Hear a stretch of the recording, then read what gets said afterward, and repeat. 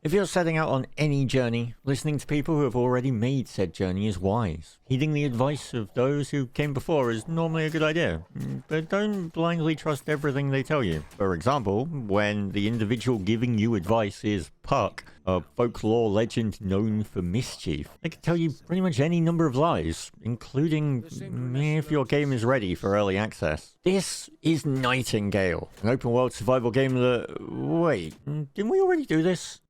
Really? 3? In 1 month? Oh, I guess they say you can't have too much of a good thing, right? Wait, is this the one with the balls? No? The one with the shroud? Oh, the one with the cards. Yep, right.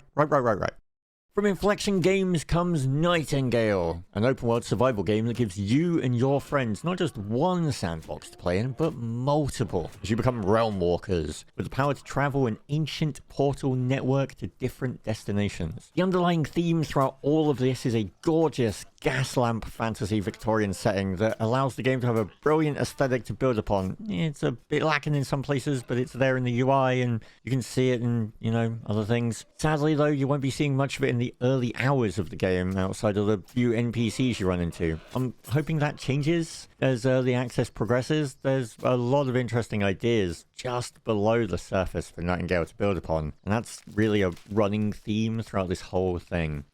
Try to build upon them it does though. Nightingale is dripping with theme and style. The different realms you can visit each have a wonderful design, not only in regards to the environments, but the creatures that inhabit it, and so much more. My only problem with that is that the realms that you encounter get a bit samey because of the procedural generation, but again, early access, it can be fleshed out. But let's break it down. Let's go by this piece by piece. At the start of the game, you'll be greeted by the aforementioned Puck, a mysterious fae wearing a very cool mask who helps you become a realm walker and understand the task at hand. Things are in peril, just like they always are. But have no fear, Puck is here to set you on the path. How, you might ask? Well, he's going to give you the tools and help you learn how to traverse between the realms in a quest to save your home realm from the Pale. Pale doesn't really want too much, it's just in the lore and stuff. Anyway, he's going to help you traverse between the realms, and somewhere there is an answer to salvation that lies within the city of Nightingale, which has been cut off from the regular route of traversing the realms, so you're going to have to navigate through labyrinthian arcane byways that connects all the realms together to try and find your way there. There is a story here, a main quest line that's, running through all of this for those that want to follow it. Snippets of lore and world building can be found scattered around the realms, detailing other journeymen and women who have already walked these paths, already come through these realms, and their tale of what's going on in their personal lives. But that's not really what's at the core of this game. If you've played one open world survival game in the past, you'll know that the core loop is going to be the same in most of them. Punch trees, hit rocks, eat berries, die to wildlife. The key important thing when it comes to survival games is the setting in which they're doing those things. Nightingale does those things fine. Gonna put that right up front. Nightingale does those things fine. It does. It's where the wonderful flourishes of unique ideas come into play that really sets developers apart and allows them to paint around those ideas and really make things shine. And Nightingale does shine. Inflexion have done a great job out of the gate at making their worlds feel interesting and worthy of exploration. The forests, they can feel dense, populated by wild creatures running amongst the trees. There's a bit of chaos as you're trying to hunt down deer. The desert, barren in places, oppressing heat, debuffs on you, and the swamp is filled with filth water, and it's just filled with it. There's just tons of it. I'm never getting the stink out. The filth debuff is just on me permanently. I think some of it even got into my mouth. It's just... Running around in these realms, you're, gonna have the usual issues. You'll find your inventory getting loaded up with different materials, and you'll wonder how you can hold all of them. And something that was enjoyable from a looting perspective, not so much from an inventory management perspective, is that different creatures will drop different versions of items. What I mean by that is if you kill a wolf, it's going to drop predator meat. If you kill a deer, it's going to drop prey meat. Same thing can be used in the same recipes, they just have different stats on them and allow for different variations of items. So when crafting your recipe, you might just call for meat. Which meat you use is totally up to you, and which one you use will have different effects on the outcome. Personally, I love that. That's cool. Sure, once I've gotten past the discovery portion of the game and I'm into like my 50th hour, I'll have optimized all of the fun out of that, and I'll literally just be like, oh, I can only use kingfish rather than wolf meat. I'm not some peasant. But, you know, until then, I'm awash with items to discover, cool things to check out, make different versions of things, see which ones I want to use, which ones aren't worth it. But there's a question here. What are you gathering all those items for? Sure, you've gone out and you've laid waste to wolves and deer and, you know, bad guys alike, fish. You've just ruined those lakes. But what are you doing it for?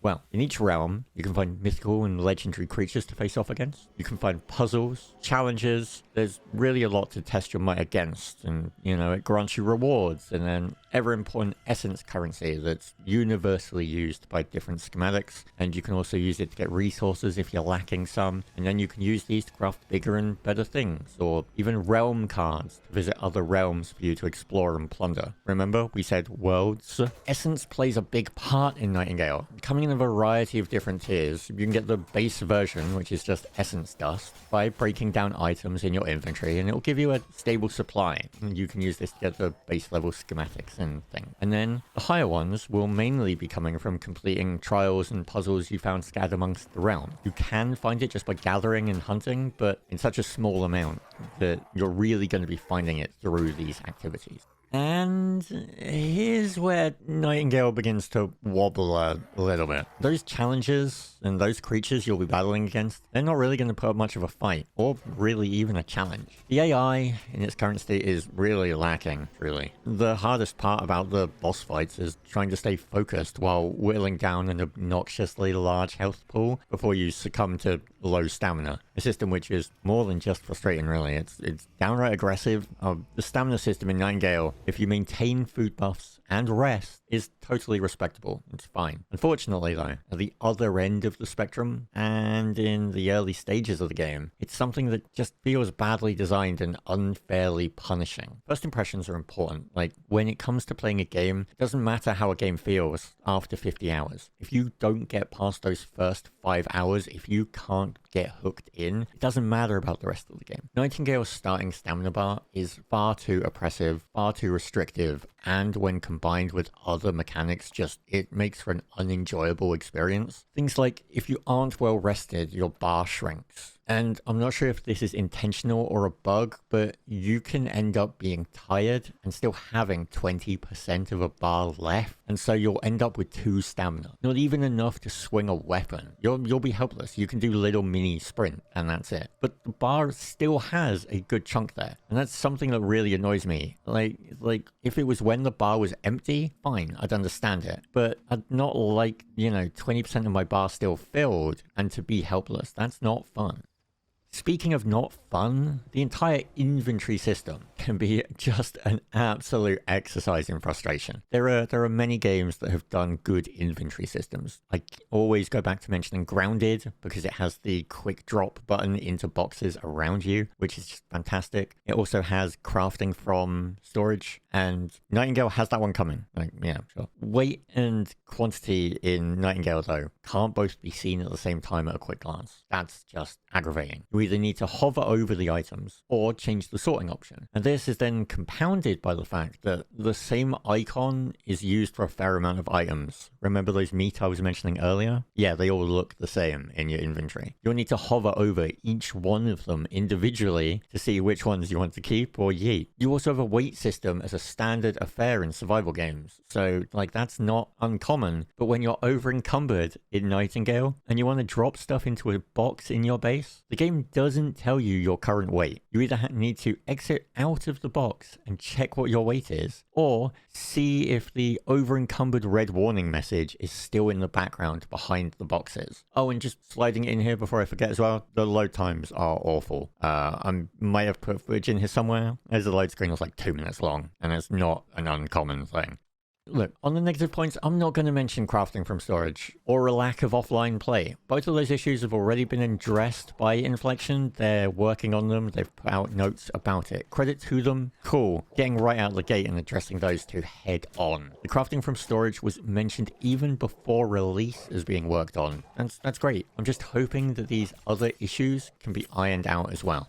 Because a lot of these issues that I raise, they're all pretty much UI based. That's it. They can be fixed with time and feedback. Inflexion Games have tried to keep the gas lamp theme running through Nightingale's UI, and there's always going to be a balance when you try and do that. When you're going to go for a stylized UI versus clean UI, that whole theme versus clean feeling. But it's exactly what early access is for, to be honest. Refining down those issues, making the player's interaction with the game as smooth as possible. Yes, there's glaring issues with Nightingale at the moment. And yes, they are on a key level. UI is integral no matter what you're doing. And the AI, while not being at the top of the list, needs to meet at least a base level for you to enjoy your engagement with the game. Smacking just a health pool is no fun if you can just do it without worrying. There's no sugarcoating that right now. Nightingale is a frustrating game to play. I want to give it my time, but it doesn't feel like it wants me to give it my time. And if you can oversee frustrations in the game, then yeah, eventually you're just going to sink into the tedium of those health bars, which to me,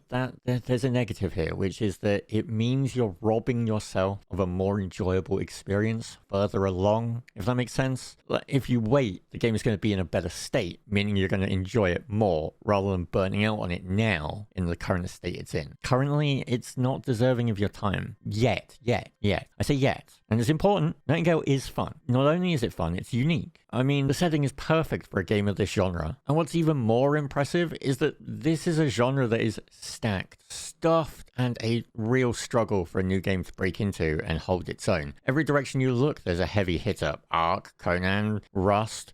Enshrouded and Faewild came out this month. And I want Nightingale to stand with those games because you'll have noticed that during these words, I only briefly discussed the realms. And I wanted to end on a high, like a real high. There is no note higher in Nightingale than the realm system. It has so much potential, so much room for evolution and adaptation as the game grows. Like the ability to create new biomes or new creature sets, new cards for a myriad of reasons, and just slot them into the current system to build upon all those ideas that already exist in the game and not just replace them with new content. Like, I'm sure you've played many games where something new comes out and it makes all of the old stuff irrelevant, and then it's only worth doing that new thing. Like, we've seen that time and time again, right? But in Nightingale, I feel like you could add cards and integrate them with what's currently going on, and you would just expand the options available rather than removing some from the pool. Like, the system is fantastic. When choosing a realm to jump to, you select cards of different sizes and difficulty, as well as a biome type. You smash those together and presto changeo. You have a realm to walk, creatures to fight, new things to discover, and additionally, you can craft minor cards to impact that realm as well. You want to just fish? You can craft a card that makes it so you don't lose rest or hunger while fishing. A realm of eternal night? Sure. A realm with low gravity? Yeah. A realm that gives you stronger melee? Yeah, sure.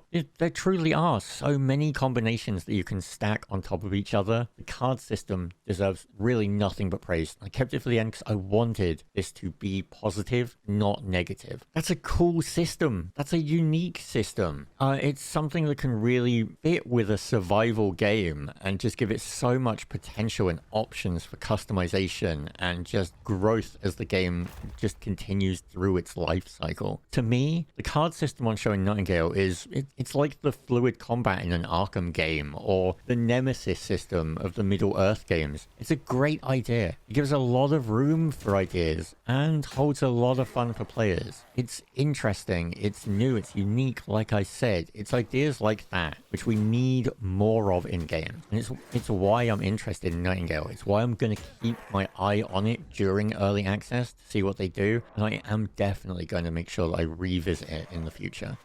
Hopefully you do too. That's it for this video. Thanks for watching, and we'll see you in the next one.